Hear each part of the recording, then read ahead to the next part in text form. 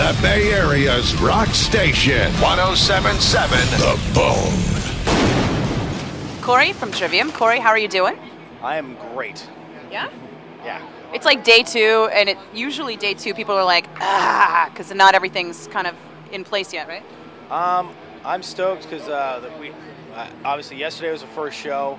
Our bass player wasn't here. One of our my guitar tech that does like me, Paulo, and Matt's stuff, like he wasn't here because he had like a family emergency. So we were like went up there and just like the one day that he's not there, everything like went wrong. Everything broke or shut down or something. So it was like a controlled train wreck or something up there. It was like, I'm like, what the doing? So every single thing that happens today is better than yesterday. Oh yeah, we didn't really set the bar too high yesterday, so we can definitely exceed it today. So Paulo's back, so we got, everything's back to how's the tooth? Normal. He's pretty good.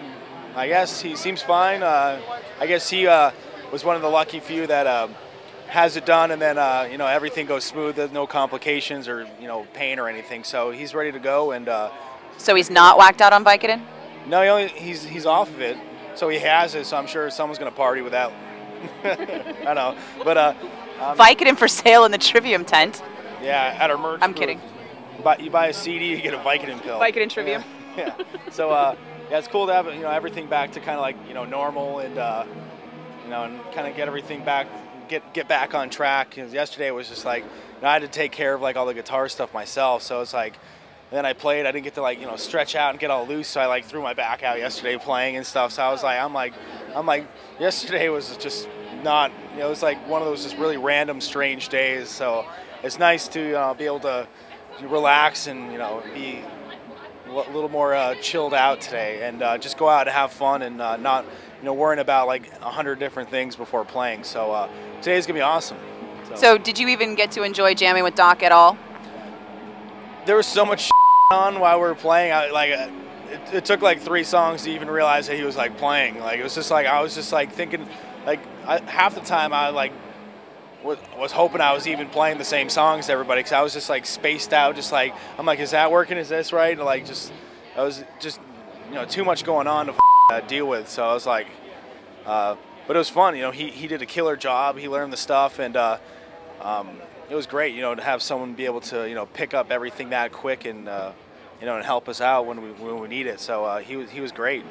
Do you guys feel like you had good fill-in karma since you guys helped out Machine Head? It's when everyone's on tour, it's like happens,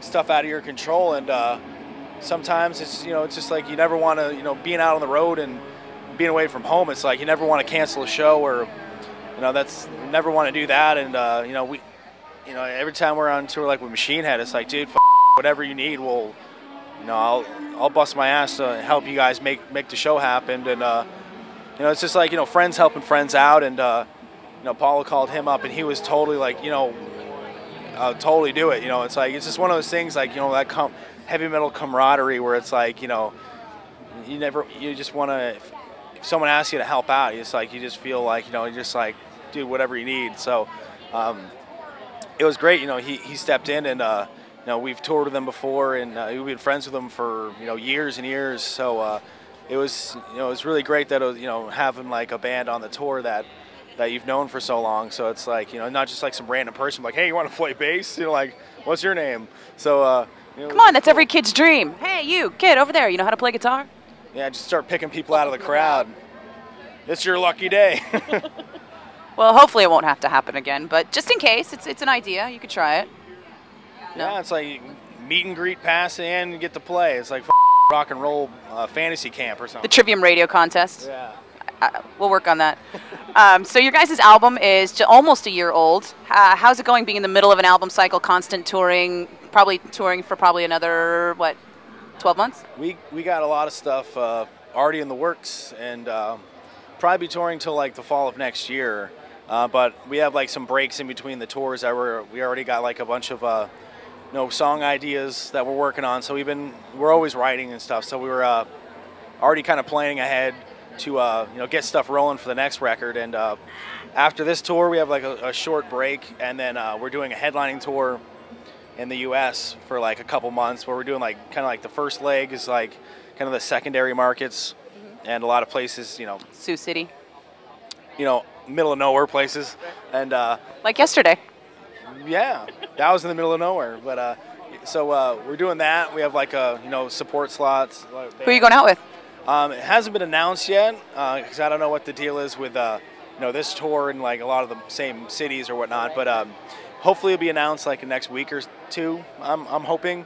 But it's the first leg is like us, and we have Suicide Silence and Darkest Hour, and this new band that Dirge Within, that'll have a record out in the fall that are really kick ass. So really we're doing that, and then we have like a 2-week break, and then we start the major market tour where we play like LA and New York and all that. San Francisco. Oh yeah, and we got that on that tour. That'll be announced like, you know, a little bit later on. But we got like that one's like got like Chimera and Whitechapel and stuff on it. So it's you know, 2 different legs with 2 different, you know, like support packages. So it's gonna be really cool. We haven't done a headlining tour in a few years. It's been kind of a long time. You've been on festivals and big packages for. Yeah, we've done a lot of supporting in the States, and we've only done 1 headlining tour in the U.S. So it's gonna be fun to get out there and people, you know, see the, you know, the full show. So we're really psyched about that, and then, you know, we do some more stuff over in Europe and stuff after that. So and then hopefully next summer do some kind of different summer tour or some I don't know. But we're gonna be busy, and then after that it's back to writing and recording. So you think that new album's going to be out in 2011? Yeah, we're I guess we're trying to plan ahead, but we're trying to get it the tentative, you know, to get it out is like like the very beginning of 11.